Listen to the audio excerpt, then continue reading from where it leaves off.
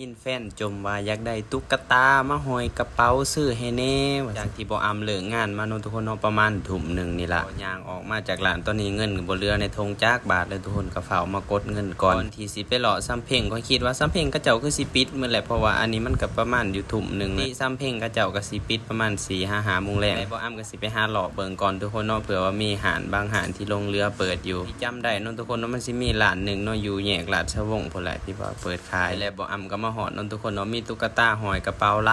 ายก็มีลาบูบูนำทุกคนโตหนึ่งนี่300เลยได้นี่นะฮะทุกคนเงินในกระเป๋ามี500งบพนันก็คือกินข้าว3 มื้อเนาะทุกคนก็เลยปะก็ไปหยิบเอาตัวใหม่ทุกคนออกไปหาเลาะเบิ่งตัวใหม่เจ้าก็ถือคือกันว่าแฟนมักแนวใดหันนั้นทุกคนก็เลยจับมาเลยแนวเลือกหลายทุกคนสุดท้ายก็ได้อยู่3โตเนาะทุกคนเนาะว่าเพิ่นมีกระเป๋าหลายกระเป๋าทุกคนถือมา3สีนี่แหละก็จักสิมักหรือบ่มักก็บ่ฮู้คือกันเป็นลาบูบูเนาะทุกคนเนาะแต่ว่าบ่แม่นตัวแพงปานใดเด้อ